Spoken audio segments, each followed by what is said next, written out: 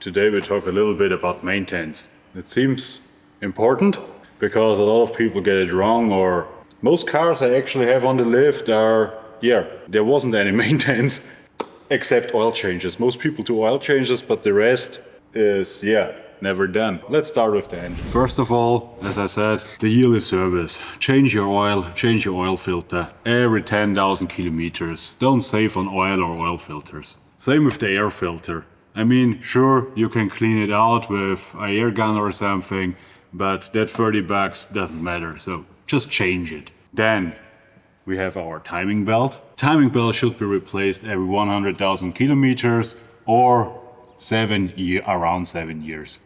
So, next very important things are the injectors. The injectors can stay forever in this car.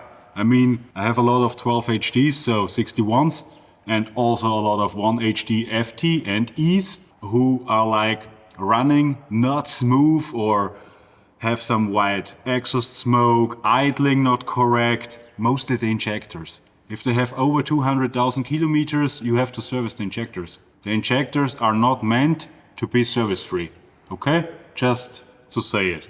And also very important are the valves. Actually, that thing has an overhead camshaft, but you still have to adjust the valves. It's a 24 valve engine with rockers, so you have to adjust the valve, inlet and outlet, every 40 to 50,000 kilometers, or when the engine starts to get noisy. It's also very important. You will lose power, you could burn up a valve. It is also loud. It's not good for the mechanical components in the head. Let's go to the radiator. Check your radiator if it is corroded, if it is leaking. Same with the hoses. Replace the hoses, let's say, every 5 to 7 years. That's better than no replacement. All the plastic you see up there, the heater valve, it gets brittle with over time. And then in the worst moment, it will break somewhere in the desert. That would be the best. Then, water pump. The water pumps on these engines normally last between 300,000 and 400,000 kilometers. They actually not often leak, but the bearings get loud and there is always a tendency they can fail. So when you do the timing belt, it's not that much more work. Actually, I have an example of a water pump I show you. There we have a water pump of an 80 series Land Cruiser. There is no play in the shaft. That thing was in for 350,000 kilometers, but the bearing is loud. So, and there is always a possibility that the bearing is seizing, or in the worst case, it gets play, start to leak, the car overheats, so it isn't that expensive, just replace it. So, and I have actually the next example, the Visco clutch on these cars. This one is actually not that bad, but we replaced it. Change your Visco clutch, especially if you live in an area where it is hot in the summer. I would recommend to change the Visco clutch, because if that thing isn't working correctly, the temperature gauge always will be higher, and if the car is heavy, you drive off-road. It's the same as with the water pump. There is a tendency it could overheat. Then, the next thing, the belts. We have here 3 belts on 80 series when it has AC. The AC belt and the 2 belts for the generator and the water pump. Check your belts every year. The correct tension for the belts should be 90 degrees. Check for damage and also for age. I mean, nothing worse to have a belt that fails somewhere and you don't have a spare belt. Because we're already in the engine bay, there is your brake fluid, there is your clutch fluid. Change your brake fluid every 2 to 3 years and you will be fine in terms of braking. So then we have the clutch fluid. We see that thing is blackish because nobody never changed the clutch fluid. At some point your pedal will start to feel squishy. You don't have a real point in it anymore. That's mostly because the fluid is old. Also brake fluid, there is brake fluid in it. So also brake fluid has the tendency to suck water in. So everything will start to corrode in there, all the pistons and everything. And in the worst case, I had that myself. The cylinder on the bottom, on the clutch, fails and you have no clutch. I was 6 hours away from home, sucked a bit. Most people don't think about it, but you also have power steering fluid on these things. Change out your power steering fluid. I would say change it out every 4 to 5 years.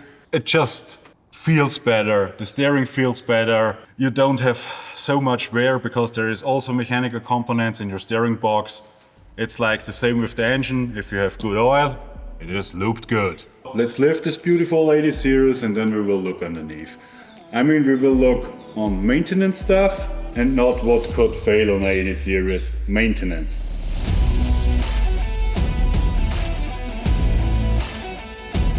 First of all, because we are standing near the tire, look for play in the wheel bearings. I would recommend doing it every year or every service. I don't know how much you drive. It's up and down. Look for play in the steering. Next thing is, if you do a lot of water crossings, look inside the wheel bearings. Just get your brake caliper off, pull down the disc, look inside. If there is corrosion on the bearings or on the stub. I had cars where the stub was totally corroded because water was standing in there for years. So let's go to the front axle. Here we have our trusty front axle. Fingers in my face. I have also... There we have the front axle. Change your diff fluid at least every 30,000 kilometers. Most of these cars are used off-road. So there is a tendency, there is water in it, and also there are mechanical gears in it. They need proper lubrication. We see here the knuckles on the Land Cruisers. The knuckles on the Land Cruisers are knuckles on a Land Cruiser. That means if you have grease around this area, there is a high tendency that the seals start to fail or already failed. And if oil is running down on your tire, they have failed. Yeah? The same is when you check the wheel bearings with dead motion, there could also be play in this knuckle bearing. Get a second guy who looks on the knuckle when you do it, or your girlfriend or whatever, and look if the knuckle is moving or the wheel bearing. There we have our brake hoses. Look at your brake hoses. It's an important part of the car actually. The same is with brake pads and brake discs in the front. So you also can look for all the bushings, if they are ripped or look old. If the car drives, let's say, a little squishy, there is also a high tendency that the bushings are shot. If you do a lot of off-road, there will be some wear and tear on them. On a street 80 series, you normally change them like every 20 years. On an off-road rig, I nearly change them every 3 to 4 years because they are shot actually.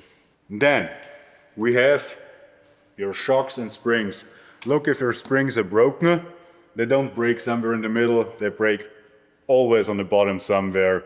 The last bit of it just breaks off. You will see it when you look for it. Then look at your shocks if they are dry, not oily. I also would recommend do it once a year on every service. Just get it on a lift, go through the car. Then we go under the car to the transmission and drive shafts. There we have our front drive shaft and our rear drive shaft. Grease them on every service. It's not so much work. You don't want to change parts on it because you didn't grease it. It would be actually a fail.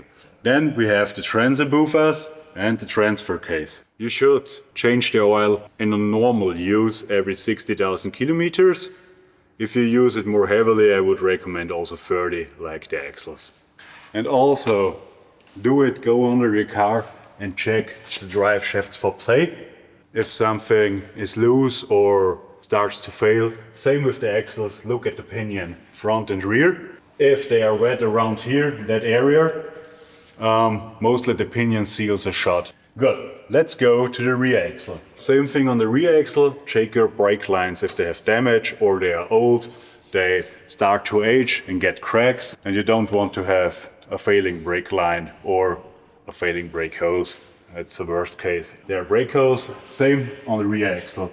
Look if oil is tearing out around here from the inside of the disc because the handbrake does not actuate the brake caliper. Handbrake on 80 series is inside the brake disc, and when your axle starts to leak, the pads will get oily and your handbrake will be actually pretty much useless.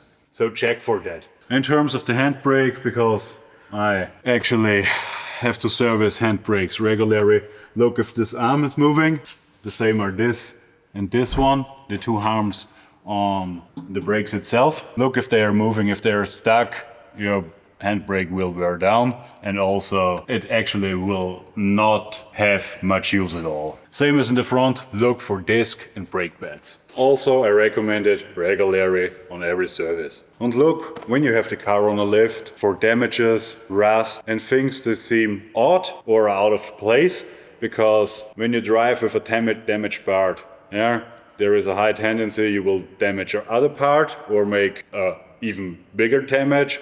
Because like, let's say transmission bearings or something, it starts with a little play, but at some point it holds SF beep. Mostly then the damage is much bigger and much more expensive. So just look and hear if everything sounds like it does always, the car behaves as always. It is important. I mean, it is not a Volkswagen Golf. What means when you drive these things off-road, heavy loaded, a lot of work on it, sure, there will be parts that will wear down a lot faster than on normal cars. You always have to keep an eye open for what is the next thing to repair. I mean, that's just a Land Cruiser lifestyle, right? If you like that little information about Maintance, subscribe, hit the like button, and we already have 80 series videos. If you want, watch it. Go!